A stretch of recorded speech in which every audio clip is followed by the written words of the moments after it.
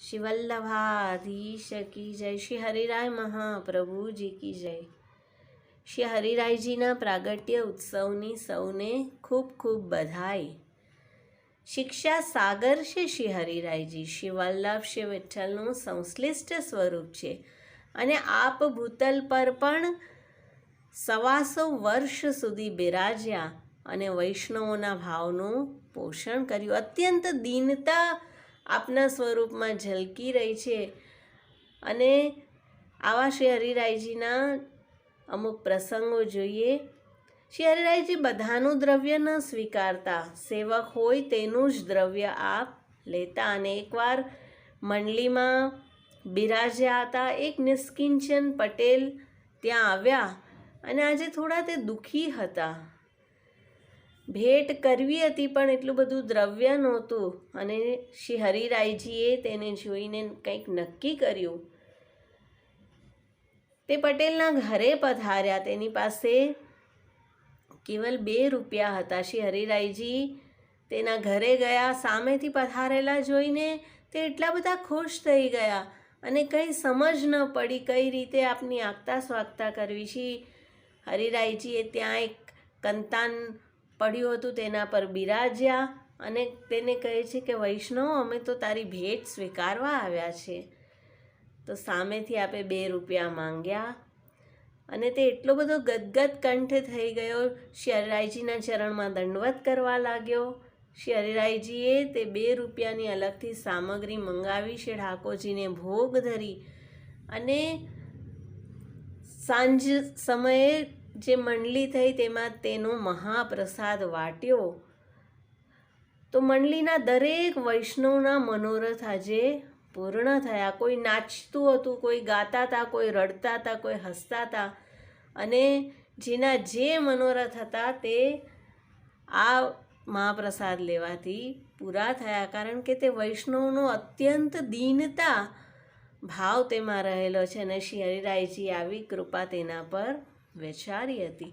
બીજો એક પ્રસંગ છે કે જેમાં શ્રી હરિરાયજીના એક સેવક હરજીવનદાસ જેઓ વ્યસન અવસ્થાને પ્રાપ્ત થયા હતા અને શ્રી હરિરાયજી હંમેશા સેવકોને કહી રાખ્યું હતું કે હરજીવનદાસ જ્યારે પણ જ્યાં જાય ત્યાં તેનું સમાધાન જરૂર કરવું, કારણ કે દિવસો સુધી આપને ભોજનની પણ સુધી નહોતી રહેતી। અને એકવાર હરજીવનદાસ એક ડોકરીને ત્યાં પધાર્યા। હરિરાયજીને ખબર પડી, તરત ખવાસને દોડાવ્યો અને કહે છે કે વાહ ડોકરી સો કહો કે હરજીવનદાસ કો સમાધાન કરે। અને ત્યાં જ્યારે પહોંચ્યા ત્યારે ડોકરીએ કહ્યું કે મેં તો મારા શ્રી ઠાકોરજીના શૃંગાર ભોગમાં ધરવાનો ખીરનો ડબરો હરજીવનદાસને લેવડાવી દીધો। ખવાસે આવીને સર્વ સમાચાર કહ્યા અને શ્રી હરિરાયજી કહે છે કે વાહ ડોકરી, તે તો માર્ગ કો મર્મ જાણ્યો। ખવાસને કશું સમજ ન પડી। શ્રી હરિરાયજી કહે છે તું ફરીથી આજે અનવસર સમયે તે ડોકરીના ઘરે જજે। અને જ્યારે તેના ઘરે જાય છે, ડોકરી તો ખાટમાં સૂતેલી છે અને તેના સેવ્ય સ્વરૂપ તે જ ખીરનો ડબરો લઈ તેની પાસે બેસીને આરોગી રહ્યા છે।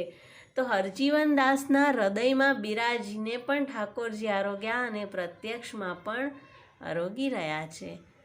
અને શ્રી હરિરાયજીએ આશ્રયના પણ અનેક પદ કર્યા છે, જેમાંનું એક પદ છે ગોવર્ધન કી રહીએ તરટી, શ્રી ગોવર્ધન કી રહીએ।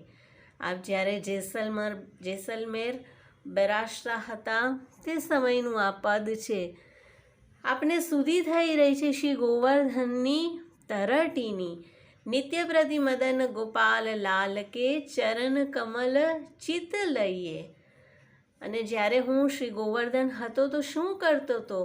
શ્રી ગોપાલ મીન્સ કે શ્રીજી બાવા અને નિત્ય પ્રતિ મદન, મદન એટલે તેમના પાસે રહેલું મદન મોહનજીનું સ્વરૂપ, તેની જે સેવા કરતા હતા તે બધી સુધી થઈ રહી છે।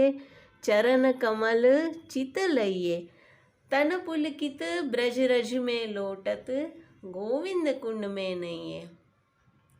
યાદ આવે છે બ્રજરાજમાં લોટવાનું કે જ્યાં શ્રી ઠાકોરજી અહર્નિશ લીલા કરી રહ્યા છે અને ગોવિંદ કુંડમાં નાહવાનું યાદ આવી રહ્યું છે, કે જેમાં ગોવિંદ સ્વામીએ શ્રીજી બાવાને પણ 3 ડૂબકી મરાવી હતી.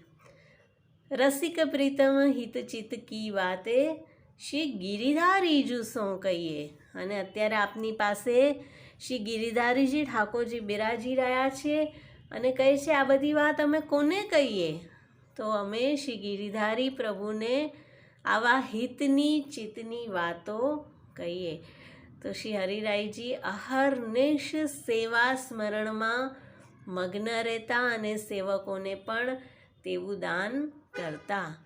શ્રી હરિરાય મહાપ્રભુજી કી જય.